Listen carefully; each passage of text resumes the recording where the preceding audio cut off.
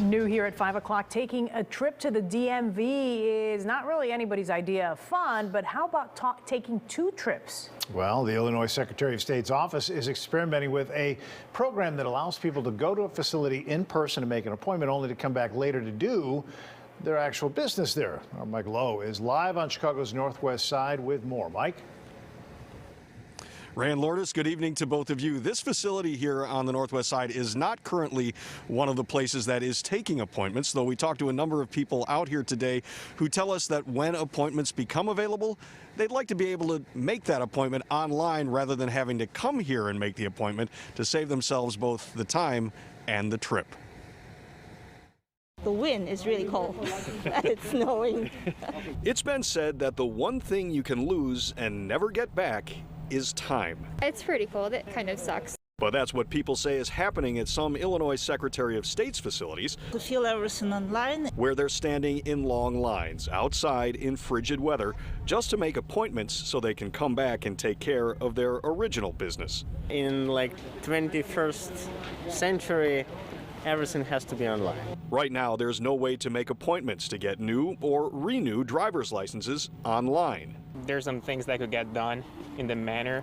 In Michigan, we were able to make appointments before we came to Secretary of State. Solomon and Tiara Lee just moved to Chicago from Michigan and were getting their first Illinois driver's licenses. In Michigan, it was just so easy. You could go online and they had slots where you could set up your appointment and then go. The pandemic poses many challenges, and yet Secretary of State White and our office has been the only statewide office to remain open throughout the pandemic. Secretary of State's office spokesman Henry Haupt says the state's top priority during the pandemic is safety.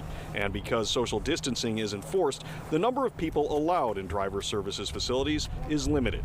He says the idea of allowing people to make appointments was to keep them out of the cold, but they're only available at 11 facilities right now. In the very near future, we're going to expand this program to allow people to make appointments at participating facilities online. Online appointments will be available in the coming weeks, but Haupt noted there's no need for people to rush out and renew expired licenses. The deadline has been extended until June 1st, and other services like purchasing vehicle stickers or title transfers can be done online. It would be good if we knew exactly what to do so that we could make an appointment without having to stand in line. Chicagoan Patsy Ho says while the situation may be frustrating, she understands the need for safety during the pandemic, even if it takes a little extra time.